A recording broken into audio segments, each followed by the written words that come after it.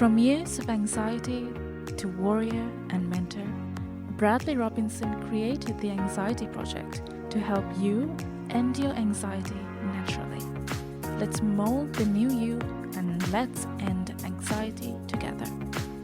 Hello, everyone. Welcome back to the Anxiety Project podcast. Welcome to episode 339. I'm Brad Robinson, and today we are breaking apart and dissecting the anxious identity. It's the frame that you're currently inhabiting. And what do I mean by frame? How you're perceiving the world, how you're moving about the world. And what makes up your identity is your beliefs and your values, what you pay attention to the most during your day determines what you value. So actions like sitting down and turning on Netflix is making up your identity. There is a way where you can challenge this habit, and I'd say ask yourself, well, is this the person that I want to be? Is this the avenue that I want to walk down? Do I want to be this person sitting here and doing this? Is there something else that I could be doing that I want to be doing, but it's just difficult for me to do? And I ask myself this all the time because now that I have a child and it's a lot of responsibility, I do find myself scrolling from time to time or sitting down and watching things that I don't really need to be doing. I'd rather play in a podcast or do something productive to help the people on the YouTube community. But I do find myself, but that's challenging. And then I do find myself taking the easy road, which is not a good thing because that also rapidly what would you say, speeds up the downfall of because it's harder to say no to something that's easy than to say yes to something that's challenging. And the challenge, when you do something that's more challenging and more physically and mentally demanding, then you get a bigger dopamine kick at the end of that. That's the truth. So let's break down identity. And now let's start with beliefs. And now beliefs it's this match between what happens and what you want to happen. So that's very interesting. So you believe something about yourself. So I'm a good person, but you betray the person close to you. Now that's interesting. You have this belief, I'm a good person, but you do something, the shadow element of your personality comes up and something takes over. I like the word possess. Something possesses you and you do something that is malevolent. And then what happens? Well, you fall into chaos. Now that good person belief is broken apart and you no longer believe it. So that's interesting.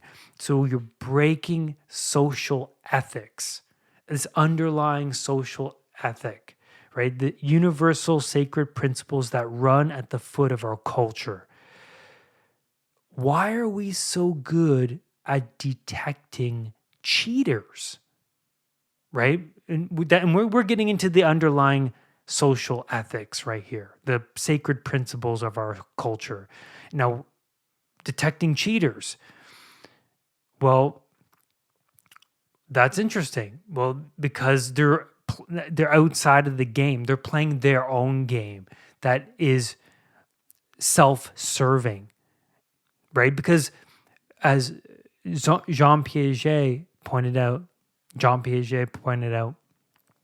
that that children play a certain game, and outside of that game, when another child breaks the rules, they're not invited to play after the second time they do that.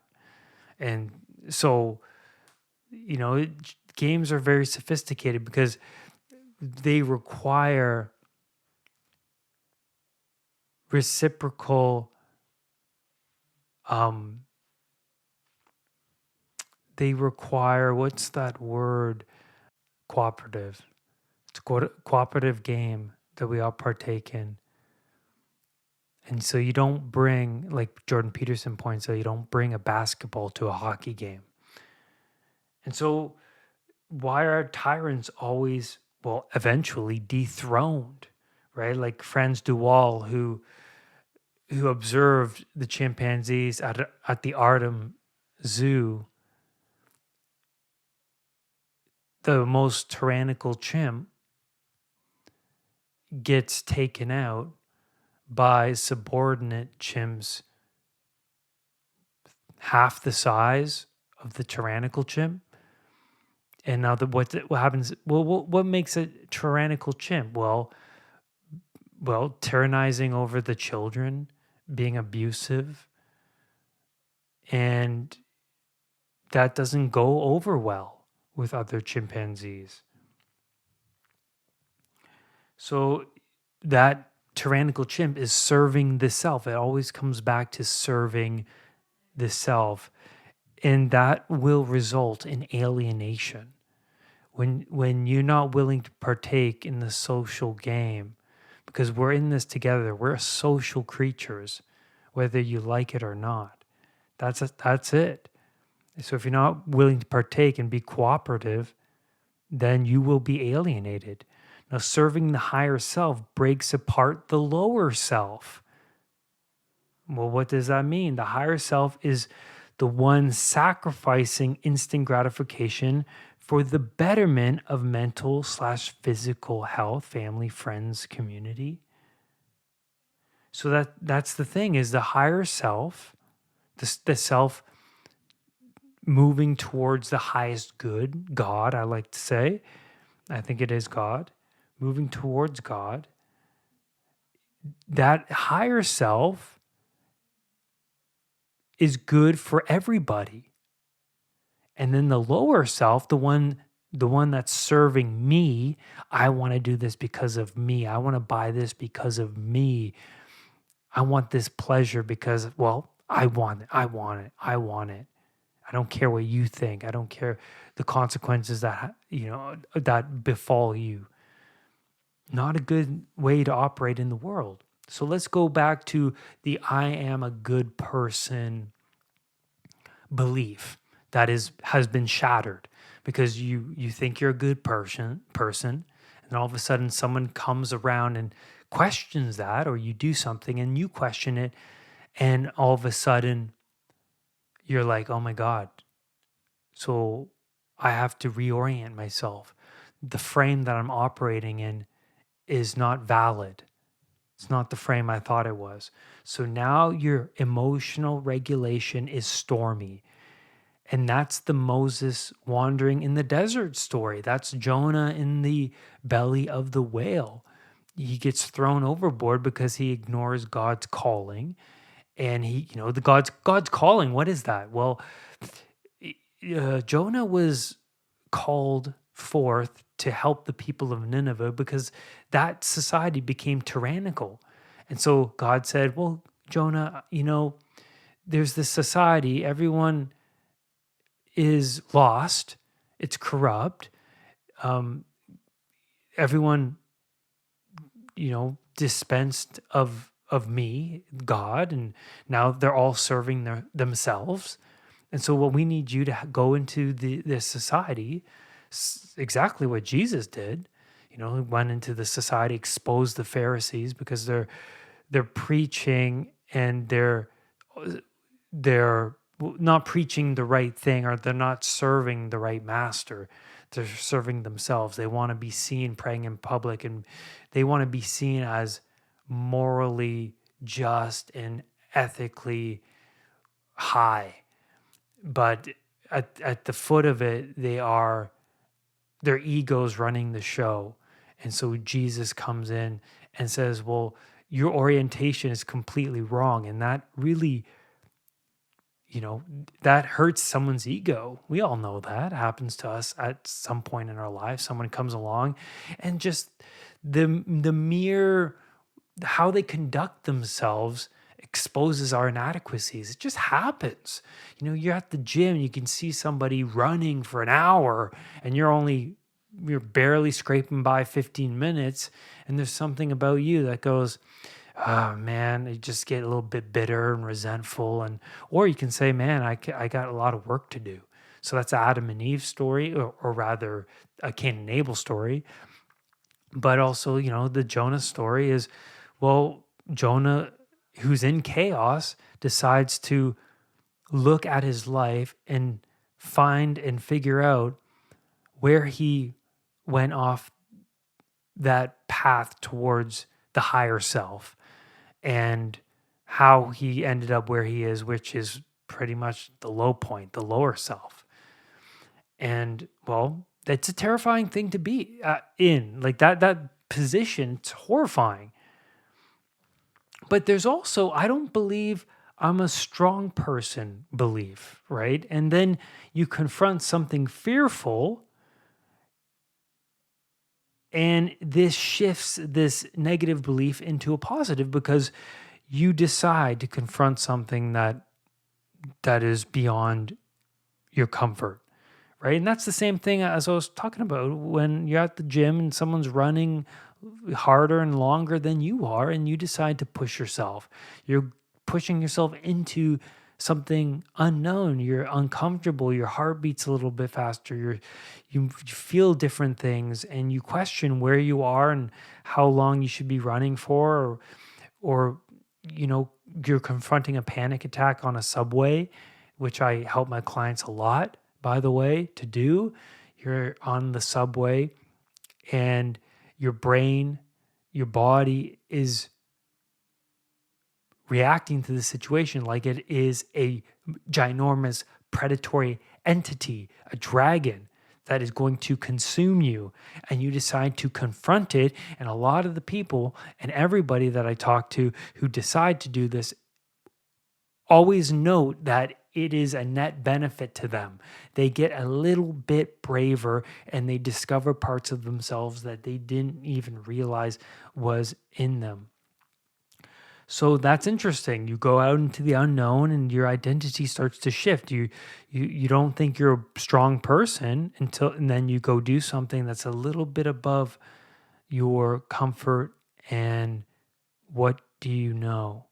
Something shifts.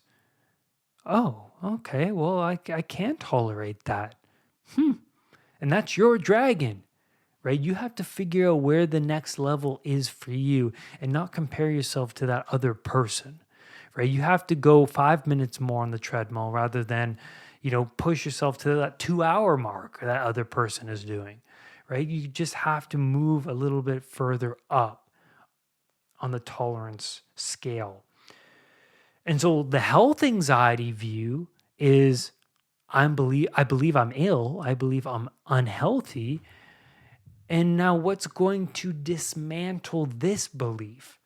Well, you have to build on a healthy identity, diet, exercise, sacred time to yourself. You have to shift what you're doing now. One of the things I like to do is write out how I'm approaching the day, what I'm doing in the day, but also it's very easy to make a list of things that you feel like you should stop doing.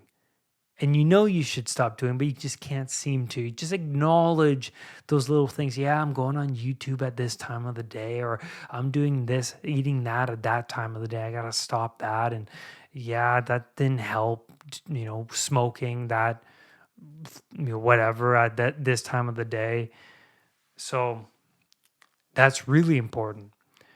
Now, what makes up your identity? It's your beliefs and your values, okay? So it's what I understand about myself plus what I attend to regularly. So let me repeat that. So beliefs and values. So beliefs, it's what I understand about myself plus values, which is what I attend to regularly, where I tend to move, what I move towards, regularly, day to day.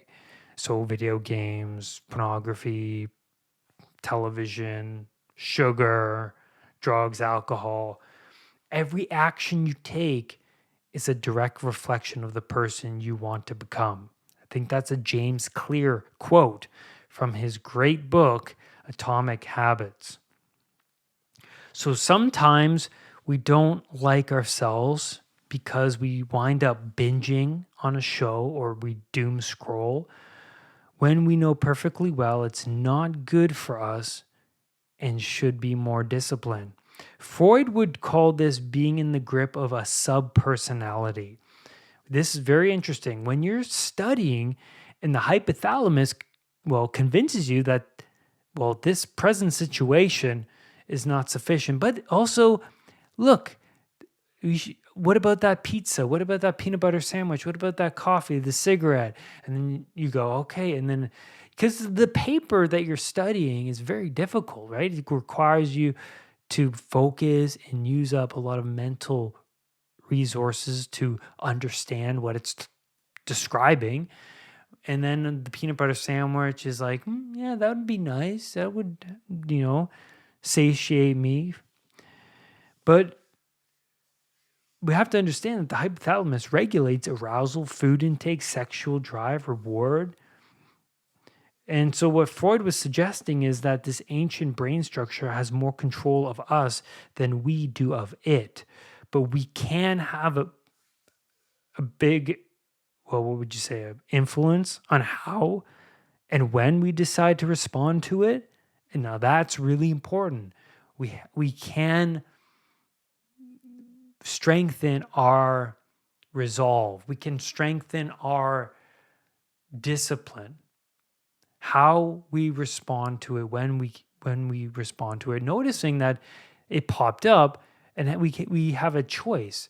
Now, for me, the great example is pornography, where I would be so reactive to it. I would serve it whenever I want something, right? I was a slave to it. So yeah, you can either choose to be a slave to it and give it what it wants right now, or, say, you know what? No, I'm going to study for another 10, 15 minutes, then go get something to eat. Well, hopefully it's not a peanut butter sandwich. Hopefully it's a nice big steak. So when your actions support your beliefs, this builds on your identity. So Dr. Carol Dweck, great book she wrote called Mindset. She says that people with a fixed mindset believe that they are born with certain intelligence, skills, and abilities that cannot change. But success comes from having the right mindset, the growth mindset, meaning that you can adapt, you can change, putting yourself in an uncomfortable situation and just staying in there rewires the brain. A few podcasts back, I was talking about Dr. Andrew Huberman, neuroscientist, talking about the mid-cingulate cortex. Mid-cingulate cortex. I think that's what it is. Anterior mid-cingulate cortex. That's it. And what he was talking about was this area of the brain grows in size when you are doing things that you don't want to do. And it's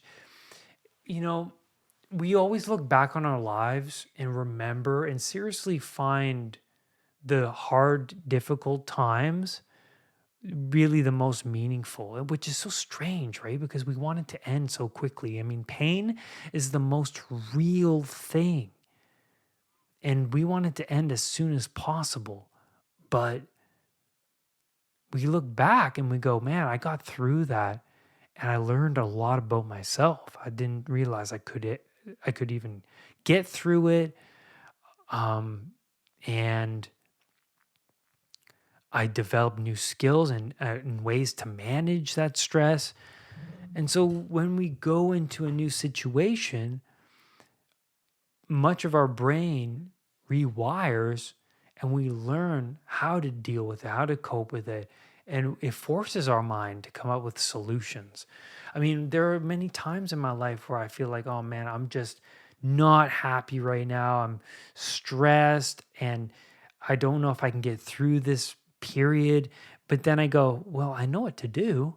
And I'll go and listen to the Gospels or Psalms, or I'll meditate and I'll go for a walk. I'll quiet my mind, and then my mind will relax and figure out a plan, formulate a plan. I can write down my plan of action, write down my negative thoughts, the thoughts that are plaguing me, not going away, and it'll help. I will feel better. So I know what to do in times where life feels unmanageable. And those times always come around. And that's the thing, though, when we value Netflix over everything else, we value the easy road. When the hard times do come up, we don't, it's going to be the dragon's going to be much bigger than it needs to be, because we're not putting ourselves in difficult times regularly.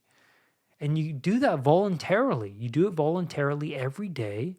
And then when the random dragon of chaos shows up, it won't seem as big to deal with.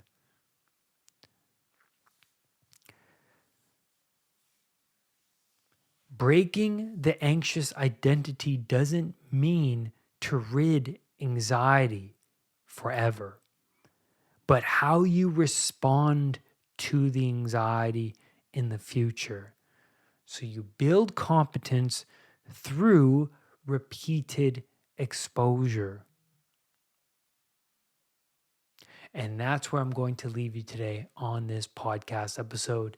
Thank you, everyone, for being here, being a listener. Even though the episodes have been spread apart these days, I do know, and I really appreciate you guys subscribing to the channel and, looking out for this podcast. You guys are awesome, and I really love that you're listening today. And make sure to go back and re-listen to old episodes, because those are so important. If you have a question about depersonalization or health anxiety, whatever area of health anxiety, agoraphobia, symptom checking, doctor visits, sensations, whatever it is around anxiety, mental health, type it in. I believe you go to Spotify, and at the top of the podcast, there's a little bar that says search in this show, and when you type in whatever social anxiety, it'll pop up. I'll have an episode for it, and listen. So thank you, everyone, again for being here, and rise above anxiety. I'll see you next time. Thanks, everyone, for listening to today's episode. Make sure to go to unpluganxiety.com and check out my anxiety recovery program. Everything that worked for me, I include in this program, including a releasing trauma exercise, meditations, a journal where you can plan and face the fears that you're not realizing that are hidden within the unconscious mind. Everything that you do in this program is unraveling the unconscious and all of the underlying fears and limiting beliefs that are holding you back from reaching your truer self. Go check that out. What are you waiting for?